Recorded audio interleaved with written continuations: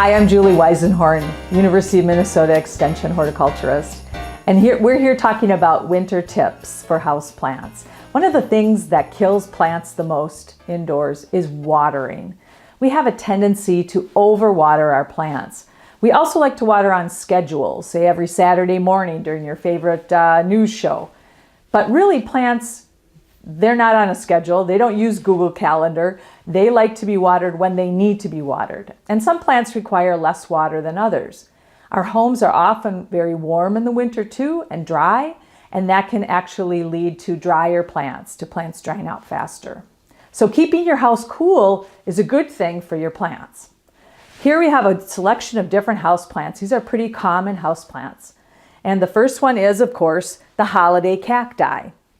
Whether it be a Christmas cactus or Thanksgiving cactus, these plants actually prefer to be fairly dry. They like to dry out between waterings. And you can see that the cladophyls here, which are what we call the leaves, if we were to refer to that, are nice and turgid, they're nice and firm, and that's a sign that this plant is well watered. Now I know for a fact that I watered this just a couple days ago. But one of the best ways to tell if a plant needs water is to actually feel the soil. And so in the case of this holiday cactus, I would put my finger in here and it's pretty dry right now. So it could use a little bit of water. Another type of plant that's a really good house plant and easy to grow is a Hoya.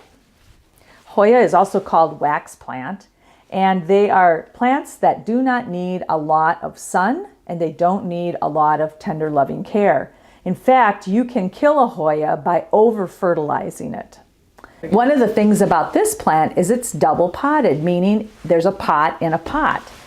And in this case, it's potted in a pretty ugly black nursery pot. Nothing fancy, but it's got this really nice vintage clay pot around it.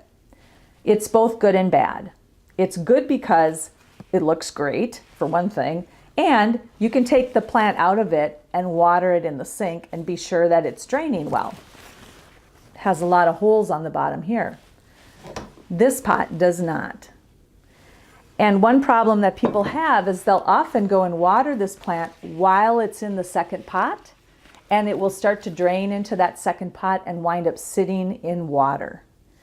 Water can be really detrimental to houseplants because if plants sit in water, their roots can potentially rot and the plant will die. So when you water these plants, when you have plants that come in either decorative pots or if they come in a paper wrapping or a foil wrapping, take the plant out of that wrapping or punch holes in the wrapping and water them in the sink to make sure they drain well. When they're done draining, you can put them right back in that decorative pot or paper.